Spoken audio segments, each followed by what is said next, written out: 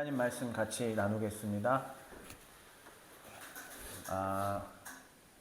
이런 본문을 제가 앞에 화면을 오타를 냈네요. 못 바꿨습니다. 33장 8절부터 14절입니다. 욥기 33장 8절부터 14절입니다. 앞에 어차피 화면이 준비되어 있으니까요. 같이 화면을 보면서 오늘도 새번역입니다. 그래서 이해하기 되게 좋으실 거예요. 자, 우리 한 절씩 같이 읽어보도록 하겠습니다. 아니요, 이렇게 하겠습니다. 제가 좀 하얀 글씨, 일단 요 화면에서 하얀 글씨 읽을 테니까 여러분은 사이에 있는 색깔 글씨를 읽어보세요. 자, 이제 제가 이제 8절 시작하겠습니다. 어른께서 이런 말씀을 하셨습니다. 내게는 잘못이 없다. 나는 잘못을 저지르지 않는다. 나는 결백하다. 내게는 허물이 없다. 그런데도 하나님은 내게서 흠잡을 것을 찾으시며 나를 원수로 여기시다. 하나님이 내 발에 착고를 치우시고 내 일것을 부족을 다 감사하신다. 하고 말씀하셨습니다.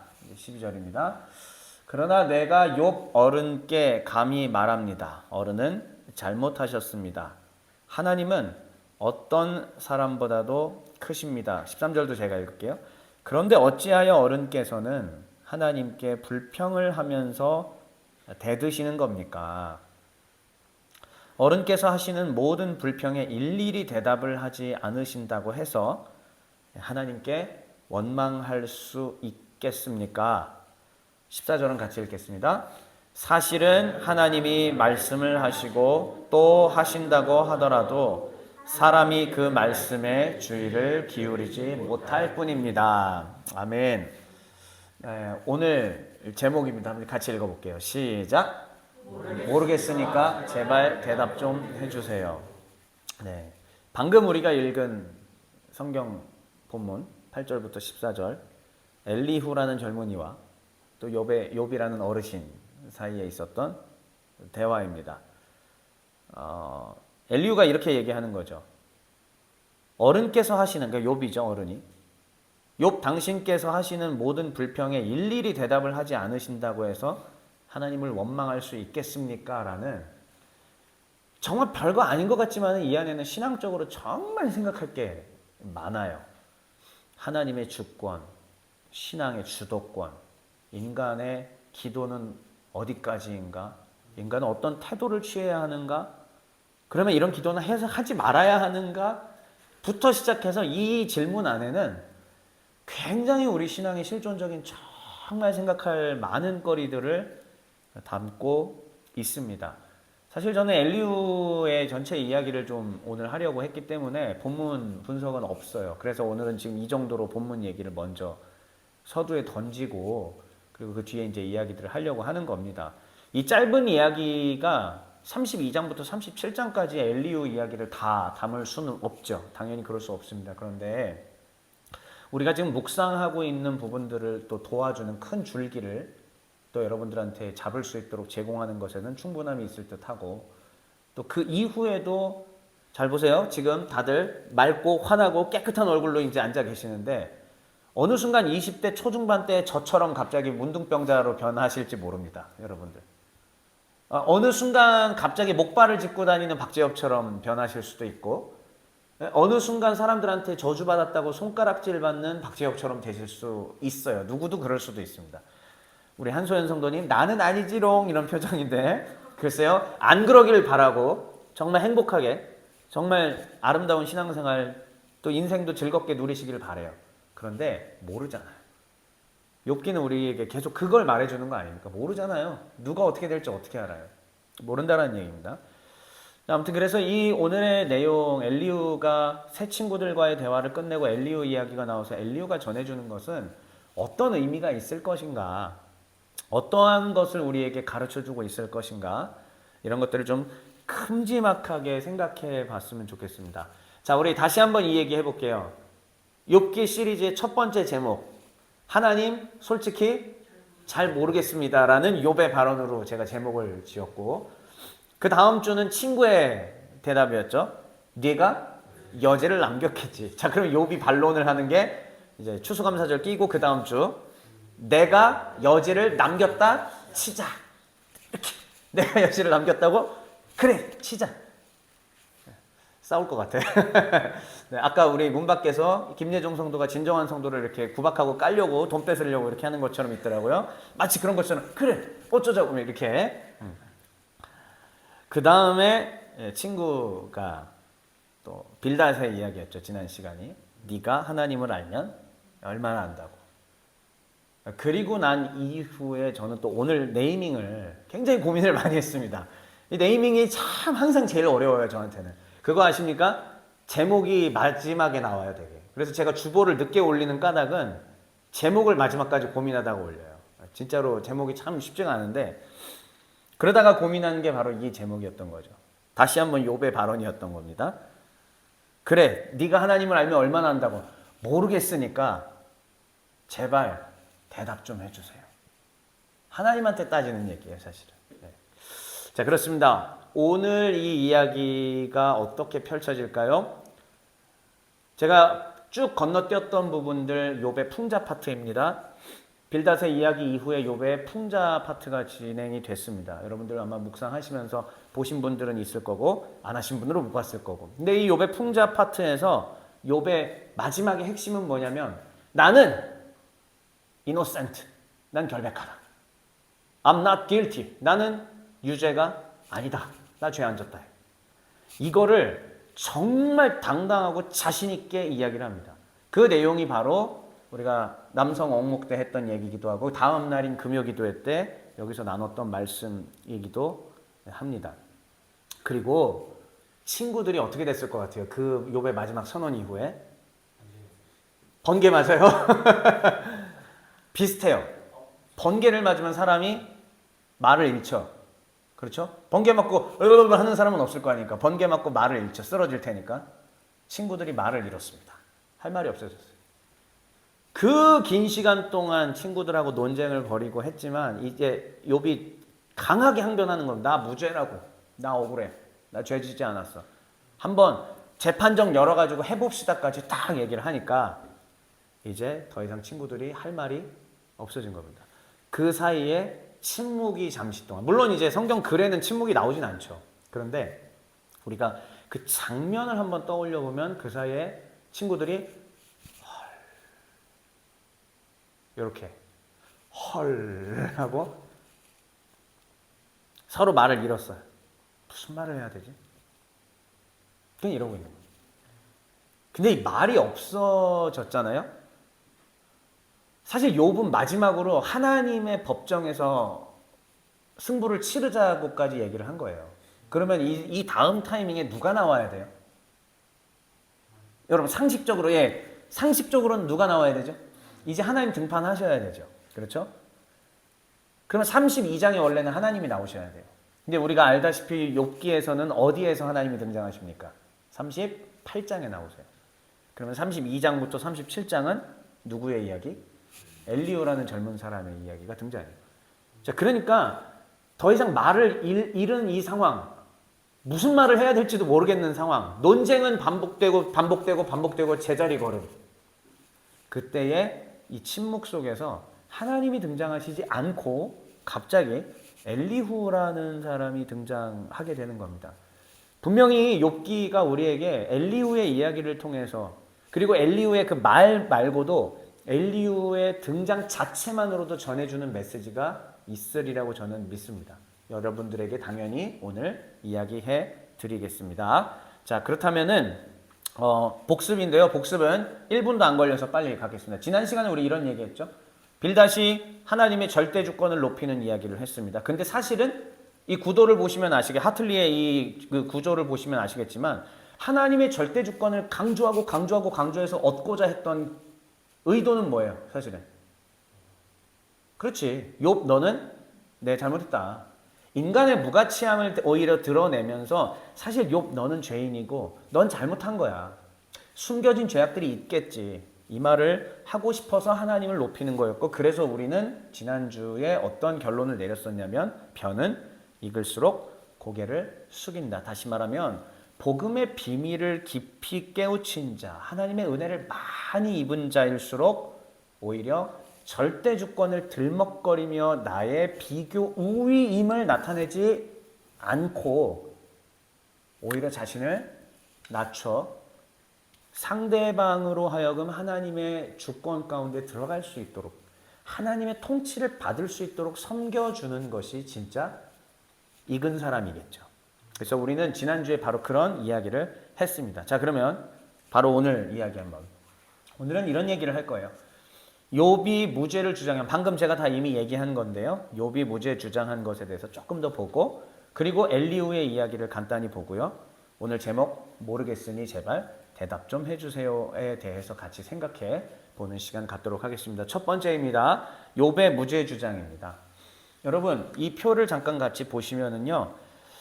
욥의 풍자 파트 마지막에 욥이 강력하게 자기가 무죄를 주장했다고 얘기하지 않습니까? 물론 그 전에도 계속 그런 얘기들을 했어요. 자, 욥은 이렇게 강한 어조로 얘기합니다. 여러분들이 직접 읽어주시죠. 시작.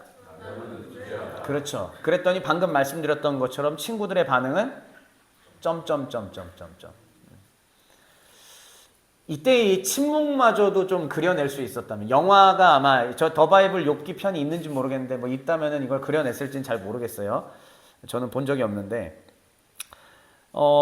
그래요. 이 침묵이 되게 중요합니다.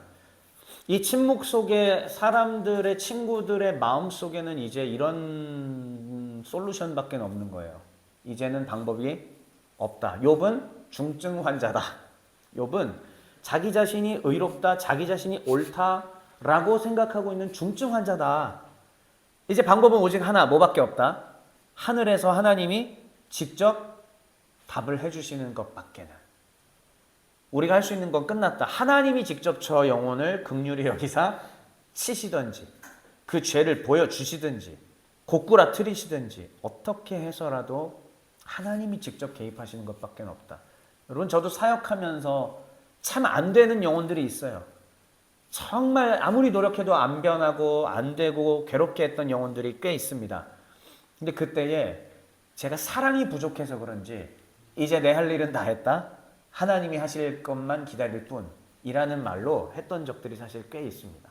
어쩌면 그게 맞는 말일 수도 있지만 제 안에 사랑이 부족해서 그랬을 수도 있다는 생각을 좀 해보게 됩니다. 어쨌든 이것은 오늘 이야기하고는 크게 연관된 부분은 아니니까 각설을 하고요. 자, 하늘의 답을 기다리고 있는데 그렇다면은 하나님이 등장하셔야 되고 하나님이 말씀해서 이제 답을 해결하셔야만 하는 상황인데 이때 이 침묵 가운데 갑자기 등장한 사람이 반복되는 겁니다. 누구라고요? 엘리후라는 사람이 등장합니다. 여러분 우리의 이 첫 시간을 기억을 한번 해보십시오. 하나님의 규범적 지혜와 또 욥의 반성적 지혜가 서로 충돌을 일으키고 있는 가운데 32장이 되면 엘리후가 등장해서 뭘 한다고 했었죠? 둘을 절충한다라고 이미 표에서 제가 말씀드린 적이 있어요. 기억하시죠? 네, 좋습니다.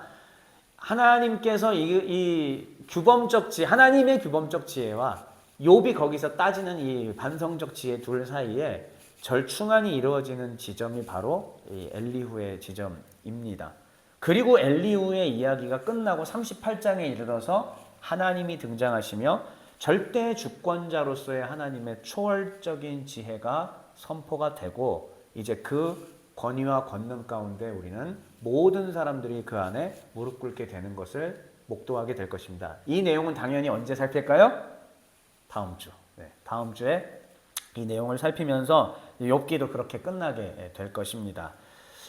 자, 그런데 여기에 뒤에도 제가 얘기를 하겠지만 여러분 이 침묵이라는 걸 한번 좀 생각을 해보세요. 왜 굳이 침묵이라는 게 필요했을까?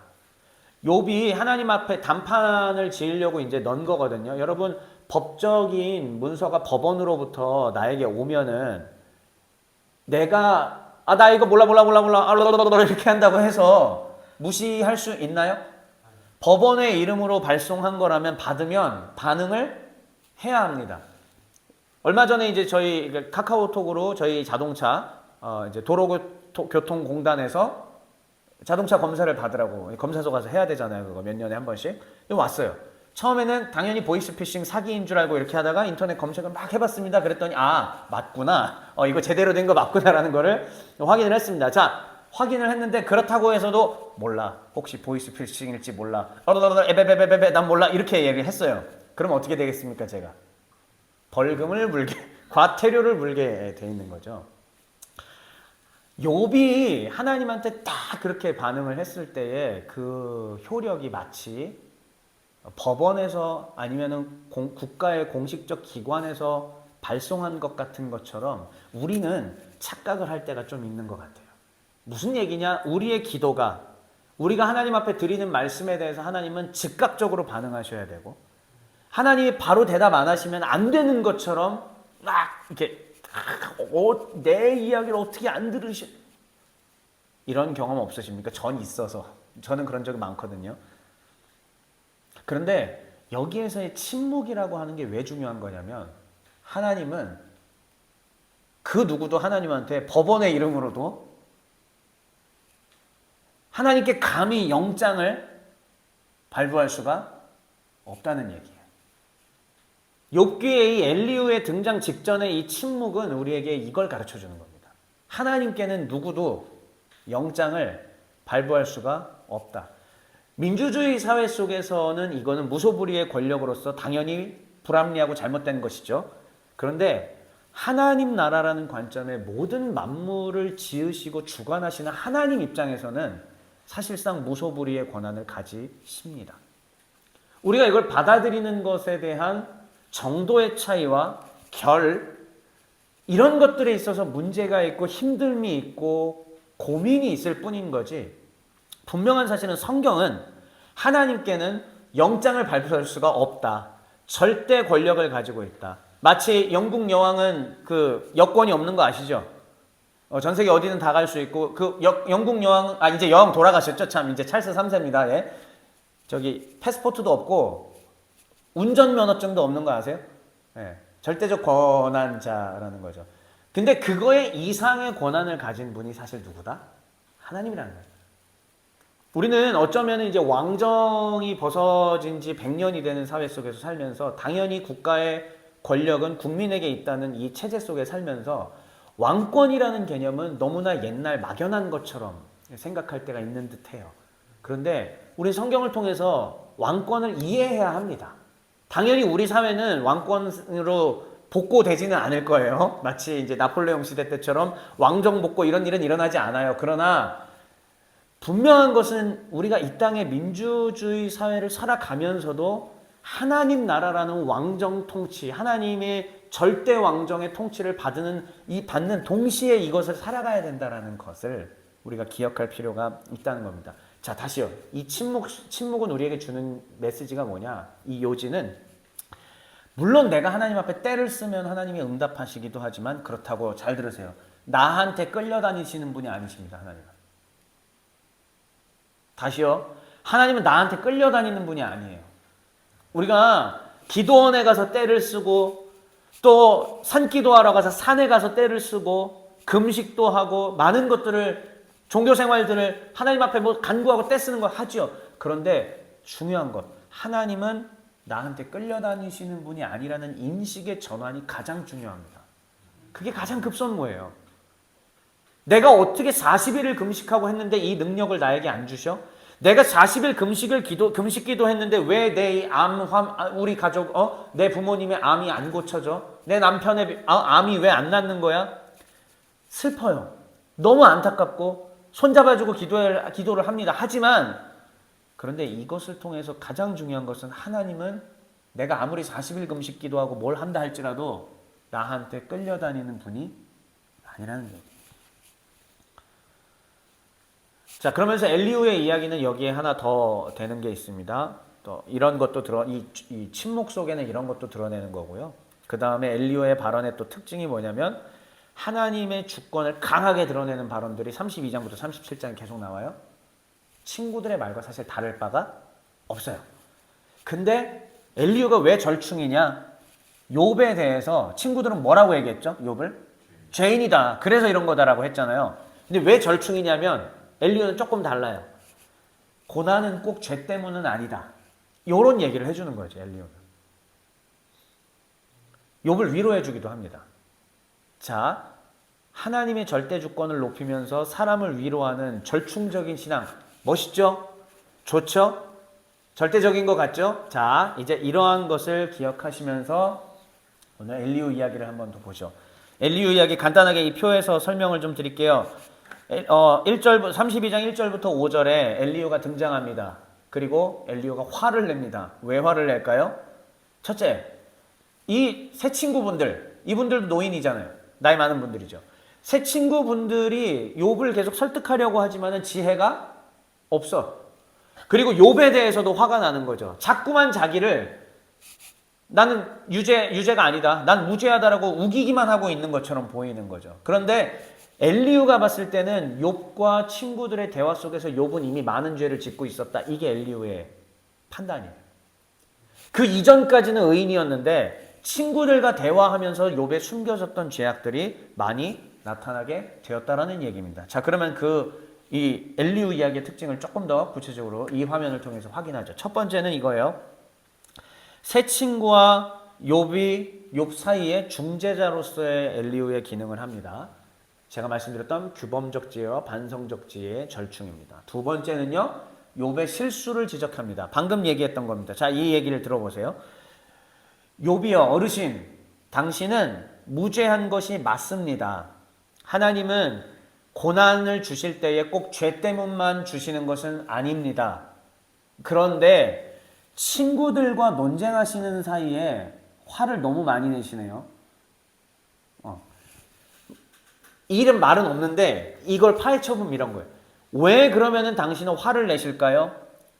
도대체 당신은 왜 화를 내고 있을까요? 뭐 때문에 화를 낼까요? 욥 당신 안에 뭐가 있길래 그렇게 화를 낼까요? 욥의 화를 냈던 원인을 엘리후가 끄집어냅니다. 그것은 뭐냐면 욥의 마음속에 이런 게 들어있어요. 따라해 볼게요. 하나님은 다시 한 번만. 하나님은 불의한 분이다. 기억나시죠? 욥이 얘기하고 성질내고 하는 중에 이 얘기 했어요. 맞아요. 그 이전에 하나님이 맨 처음 사탄과 천상회의를 할 때에는 욥 순전하고 의롭고 최고예요.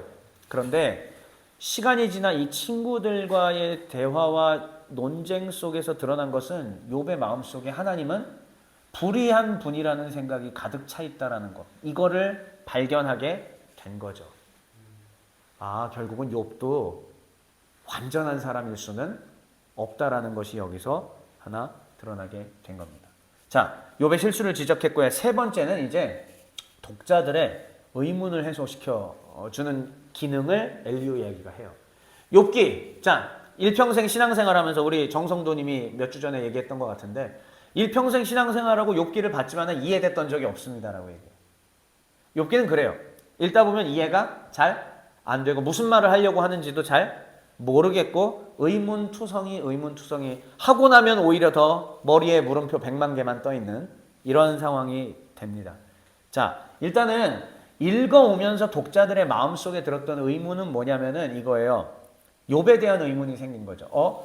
아까 얘기한 것처럼 욥이 분명히 의로웠던 사람인데 친구들과의 논쟁을 보니까 조금 선을 넘는 것 같은데 이런 생각이 드는 거지. 근데 우리는 그러다 보니까는 성경 말씀을 이렇게 이해하는 거죠.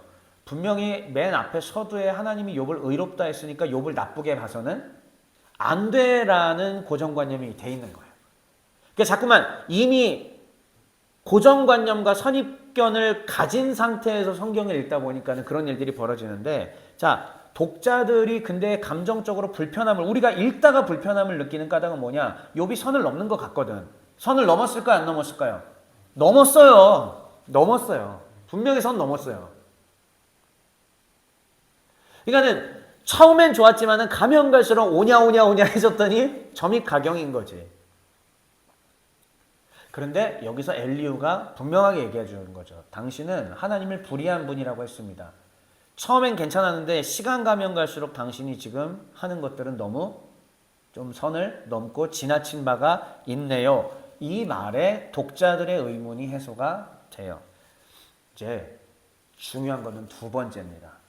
자, 여기 한번 반과로 2번 한번 읽어볼게요. 준비, 시작. 아니, 여기. 고통에 대한. 시작.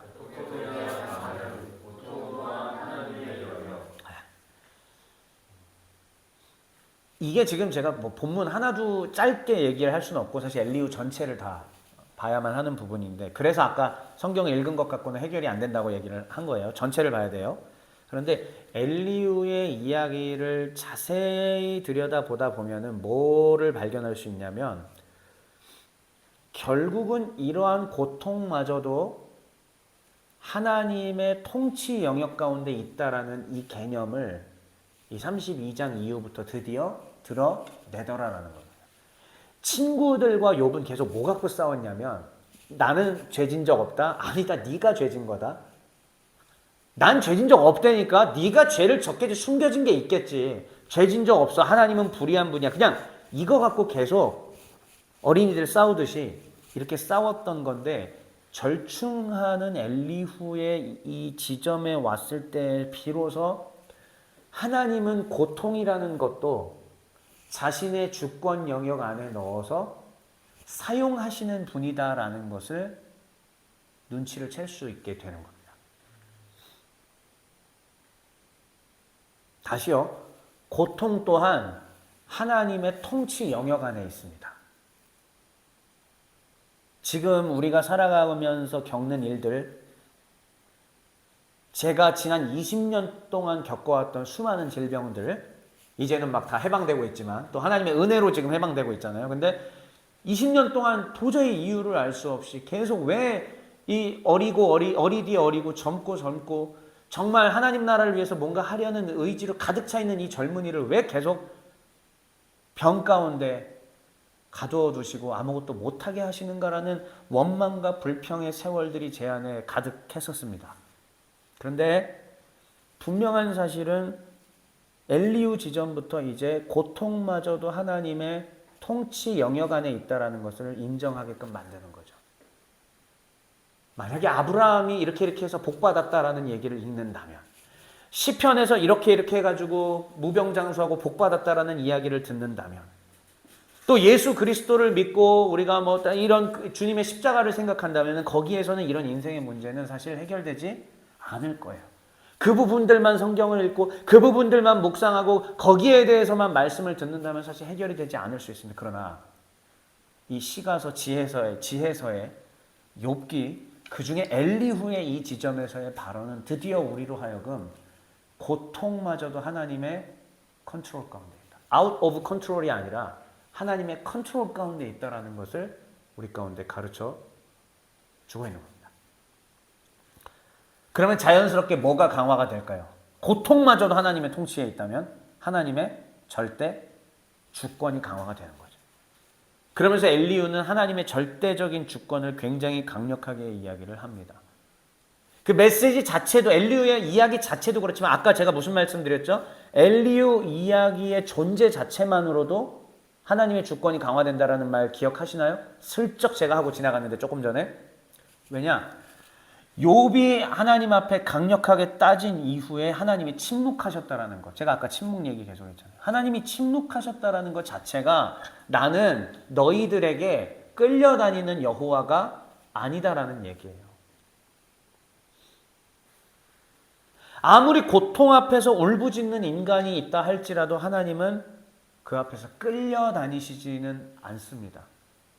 여러분 신앙생활하면서 우리가 하나님을 굴복시키려고 노력했던 적 없으세요 혹시? 예, 웃으시는 분들이 있는데 있다라는 뜻으로 받아들이겠습니다. 저도 있죠. 당연히 있죠. 왜요? 그때 제가 바라봤던 신앙은 거기까지거든요. 내가 금식하고 내가 이렇게 하고 내가 문을 두드리면 하나님 나한테 굴복하시겠지. 어린 아이도 때를 쓰면, 요즘에 유튜브에 그 애기들 영상 너무 많이 나와서 내가 너무 보기가 좋고 너무 그래요. 그러면은 아이스크림을 달라고 그래요. 근데 아빠가 뽀뽀 한 번만 해주면 아이스크림을 준다 이거야? 안 해주는 거야? 그럼 아이스크림을 주지 않아요. 장난감이었구나. 예, 장난감을 주지 않아요. 그런데 뽀뽀 한 번 해주면 장난감을 줍니다. 사줘요. 너무너무나 행복해하는 어린아이. 네, 여러분, 하나님은, 자, 다시. 우리 정동지 중요한 타이밍에 오셨어요. 잘 들으세요. 하나님은 내가 울고 떼쓴다고 해서, 그리고 내가 뽀뽀해드린다고 해서 나에게 아이스크림 아니면 장난감을 사주는 분이 아닙니다. 이거를 받아들이는 것이 하나님의 주권을 인정하는 신앙의 에어리어로 들어오는 거예요. 어렵죠? 사랑하는 가족 여러분들, 이거 어렵죠? 도대체 종회교회는 왜 이렇게 지독한 얘기들만 하나? 왜 이렇게 종회교회는 정말 어려운 얘기만 하고, 아니 내용이 어렵다라는 건 아니지. 우리가 얘기하는 것들이 사실은요, 실천, 사고의 전환이 어려운 거죠.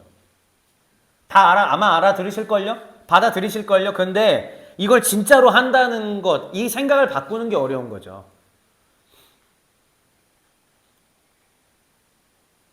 내가 하나님 앞에 그냥 때를 쓰고, 제가 기도회 할 때 이런 표현 많이 써요. 바짓가랑이라도, 하나님 바짓가랑이라도 붙들고 우리 기도합시다. 합니다. 물론 저도 그렇게 기도합니다. 그런데 그 뒤에는 반드시 뭐가 저는 있냐면, 그리 아니하실지라도 주님을 찬양합니다. 주권은 당신께 있습니다. 사람이 살고 죽는 것, 일어서고 넘어지는 것, 부자가 되고 가난해지는 것, 이 모든 것이 전부 하나님 당신께 있습니다. 내가 이것을 샀을 때 이것이 가격이 오르는 것, 떨어지는 것, 그리고 내가 정말 어떤 회사를 차렸을 때, 사업을 했을 때 성공할 정도의 지능과 능력을 가진 것, 안 가진 것, 다 하나님께 있습니다. 숙명론 같으신가요? 아니요. 사실 이건 숙명론이 아니에요. 숙명론은 정해져 있다라는 거예요. 다. 정해진 게 아니라 모든 내 인생의 스케줄들이 다 짜여져 있다. 이건 숙명론이에요. 이건 옳지 않아요. 그런데 하나님이 나에게 주신 것에 대해서 인정하고 내게 일어나는 일들에 대해서 숙명론으로 받아들이기보다는 이것도 하나님의 통치 영역 가운데 있음을 인정하는 것으로 바꾸는 것, 생각을. 조금 아주 비슷한 것 같지만 조금 다르거든요. 아니 되게 다르거든요. 사실 이것이 엘리후 그리고 욥기를 통해서 하나님이 우리에게 주고자 하는 메시지입니다. 하나님은 지금 종회교회의 이 주일 예배를 통해, 저의 입술을 통해 당신의 백성들에게 이거를 지금 두들기고 계시는 거예요. 받아들이라고. 자, 그러면 마지막 세 번째로 가고 이제 정리합시다. 모르겠으니까 제발 대답 좀 해주세요라는 욥의 이야기에 엘리후가 등장을 했고, 그 사이에는 물론 침묵이 있었습니다. 저는 이제 여기서 우리가 지금 충분히 이야기 나눈 것들을 좀 정리해 보려고 해요. 첫 번째, 하나님은 뭘 사용하신다? 네, 한번 다시 1번 같이 읽어볼게요. 시작. 고통을 사용하시는 하나님. 하나님은 고통을 사용하십니다. 여러분, C.S. 루이스가 쓴 고통의 문제라는 책을 혹시 알고 계신지 모르겠습니다. 제가 20대 초에 몸도 이미 뭐 허리가 다 망가져가지고 그 대학생 때 학교에서 이러고 다녔거든요. 이러고 다녔어요. 믿어지세요? 20살짜리가, 21살짜리가 이러고 다녔어요. 대학교 때. 그리고 이거를 피려면은 칼로 찌르는 고통이 와가지고 한 10분, 20분을 좀 흐흐 하면서 이렇게 해서 몸을 일으켜요. 근데 그냥 일으켜진 게 아니라 옆으로 틀어서 이렇게 해야 돼요. 그랬다가 다시 구부리려고 그러면은 차라리 자살하는 게 날 정도의 통증이 저에게 왔습니다. 그런데 어떻게든 이렇게 했다가 앉아야 돼요. 앉았다가 한번 이렇게 자리를 일으켜요. 자, 그리고 이제 집에 가야 돼. 뭐 등등 이랬다가 다시 앉으면은 또 20대 초에 제가 이런 상황이었습니다. 대학을 다니고 하나님을 배워가는 바로 그 시기. 네, 그런데 몸도 지쳐있고 마음도 여러 가지로 지쳐있을 수밖에 없는 이 상황 가운데 제 선배, 친한 형님이 C.S. 루이스의 고통의 문제라는 것을 가르쳐 주시고 사서, 그래서 C.S. 루이스의 그 책들을 좀 딱 샀어요. 물론 지금 내용이 기억은 안 납니다. 너무 오래전이기 때문에 뭔 내용이었는지 기억도 안 나요. 그때 그냥 울면서 다 봤기 때문에 그냥 울었어요. 뭔 소리인지는 모르고 그냥 그때는 울었습니다. 계속 울어요. 그런데 이 C.S. 루이스의 고통의 문제는 저뿐만이 아니라 많은 전 세계 사람들에게 고통의 문제를 어떻게 우리 신자들이 풀어내야 하는가에 대해서 인사이트를, 통찰을 많이 주었습니다. 저는 이 C.S. 루이스의 책과 더불어서 실제로 저에게 주어진 고통 속에서 고통의 영역마저도 하나님의 통치 영역이라고 20대 초에 받아들이게 되었습니다. 여러분 20살짜리가 이걸 받아들이는 게 과연 얼마나 인생에서 흔한 일일까요? 한참 놀고 술 마시고 춤추러 다니고 인생 즐길 거 다 즐겨야 하는 그 나이인 20대 초 나이에 고통과 괴로움마저도 하나님의 통치 영역 가운데 있습니다라는 걸 받아들이는 이 일이 정말 몇 명에게 주어진 일일까요? 저는 놀라운 특권을 입은 사람입니다. 그런데 지난주에 말씀드렸죠. 그 크고 비밀한 것들을 깨달으면 깨달을수록 사실은 어떻게 된다? 변은 익으면 익을수록 고개를 숙여야 된다고 그랬죠. 그러나 저는 그걸 가지고 그러지 않고 사람들을 정죄하고 속으로, 겉으로 안 했어요. 속으로 정죄하고 깔아보고 이랬던 나쁜 놈이었습니다. 그마저도 하나님이 이제 20대 후반부터 저한테 수술을 하기 시작하셨죠. 그래서 생각이 달라졌지만 많이 변했지만요. 아무튼 하나님은 고통이라는 것을 사용하셔서 실제로 이것마저도 하나님의 통치 영역이다. 하나님의 주권을 받아들이는 도구로서 하나님은 고통을 사용하시기도 한다는 사실입니다. 지금 여러분들이 겪고 있는 눈물, 아픔, 짜증남 어느 영역에서인지 전 잘 모르겠어요. 가정일 수도 있고 직장일 수도 있고 학교일 수도 있고 뭐 어느 영역일지 설마 우리 종의 교회는 아니겠죠? 네, 어디일지 모르겠지만 그마저도 사실은 하나님의 주권을 인정하게 만드시려는 하나님의 수술 작업이 아닐까 여러분들이 하나님 앞에 물어보시게 되시기를 주의 이름으로 축원합니다. 되게 어려운 거예요. 쉬운 거 아닙니다. 그러므로 여러분 하나님을 인정하고 믿는다는 것이 어디까지인지 이제 가늠이 좀 되시나요? 내가 하나님 믿습니다. 내가 하나님을 인정합니다. 주의 통치를 따라가겠습니다라고 말하는 것이 사실은 그 범위가 어디까지일까요? 고통을 받아들이는 것까지. 이게 최고로 힘들고 어려운 일이에요. 고난과 고통을 받아들이고 그마저도 인정하는 것이 진짜 신앙. 그게 진짜 믿음이라는 이야기입니다. 그래서 마지막 두 번째로 이야기할게요. 한계가 뚜렷해지는 인간의 지혜. 엘리후가 이러한 기능적인 아주 좋은 기능들을 뭐 독자의 의문도 해소해주고 욥을 지적도 하고 등등등 다 했지만 여러분 자세히 보세요. 이제 마지막입니다. 절 보세요. 엘리후가 해줬던 이야기는 보면은 결국은 하나님의 주권을 인정하는 것과 욥을 위로하는 것 두 개예요. 새삼스러울 거 있나요? 다시 물어보겠습니다. 여기에 정말 새삼스러울 해답이 있었나요, 인생에? 엘리후가 32장 1절부터 5절에 화를 내면서 등장하거든요. 성질 내면서 등장해요. 당신들 도대체 뭐 이거밖에 안 돼? 뭐 제대로 설득도 못하면서 왜 이러는 거야? 근데 엘리후의 이야기를 들여다보다 보면은 사실 엘리후도 다를 바가 없어요. 저 목사입니다.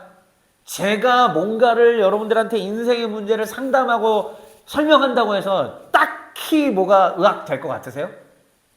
그렇지 않아요. 그래서 제가 지난주에 우리 모둠토이 시간에 지지난주 몇 주 전에 그 얘기 했는데 2주 전이었던 것 같네. 이 자리에서 결국은 하나님의 성령이 역사하시는 것이 가장 확실한 답이라고 얘기를 했었어요. 아무리 공부를 하고 아무리 뭐를 하건 간에 결국은 하나님의 성령 주님의 압도적인 임재 가운데에 내가 진짜 지배를 받아보는 근데 이거는 목사가 안수기도 해준다고 되지도 않아. 내가 40일 금식한다고 주어지지도 않아. 이거는 하나님의 은혜예요. 언제 그 경험을 주실지도 하나님의 작정이시고 하나님의 계획이시고 근데 우리는 간구하면서 하나님 앞에 나아갈 뿐인 거죠. 엘리후의 이야기는 결국 우리에게 이걸 가르쳐주는 겁니다. 인간의 지혜는 한계투성이이다. 아무리 너희들이 노력을 하고 해도 해 아래 새로운 게 나올 게 없다. 문제가 해결될 것이 없다라는 겁니다. 그러므로 여러분 믿음이란 결국 믿음 이꼴 뒤에 한번 읽어볼게요. 내 지혜 시작. 내 지혜의 한계를 인정. 진짜 믿음이라고 하는 것은 저는 이렇게 생각을 해요. 내 지혜의 한계를 인정하는 게 믿음이에요. 우리 하나님을 왜 믿는다고 이야기를 할까요? 내 지혜에는 한계가 있지만 하나님은 내 지혜의 한계를 초월하시는 분이기 때문에 그래서 믿는다고 표현하는 거예요. 믿지 않으면 뭐 방법이 없어요. 내 능력으로는 내 지혜의 한계로는 어차피 이거 해결 안 되거든요. 우리 아무리 노력하고 해서 죄의 문제 해결할 수 있을까요? 구원 받을 수 있어요? 안 되잖아요. 결국은 믿음의 영역으로 그리스도의 십자가로까지 넘어가야 그 영역으로 그 에어리어로 가야만 사실 구원이 우리에게 주어지는 것처럼 방법이 없어요. 인간의 지혜와 인간의 한계로는 안 돼요. 그래서 하나님은 우리에게 믿음의 태도를 요구하시는 겁니다. 애티튜드가 중요하다라는 말들 많이 하잖아요. 현대사회에서. 하나님은 우리에게 믿음의 애티튜드를 요구하시는 거예요. 고통과 슬픔과 절망과 고단한 생계와 이 모든 것들이 사실 하나님의 허락 가운데 일어난 일임을 인정하고 받아들이고 그럼에도 불구하고 오늘 기도자께서 얘기해 주신 것처럼 찬송할 수 있는 애티튜드. 이게 하나님의 절대 주권을 받아들이는 거고 이게 바로 믿음이라는 겁니다.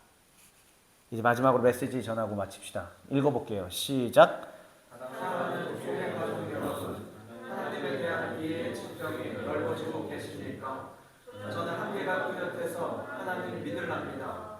함께 잘 믿고 따라갑시다. 네.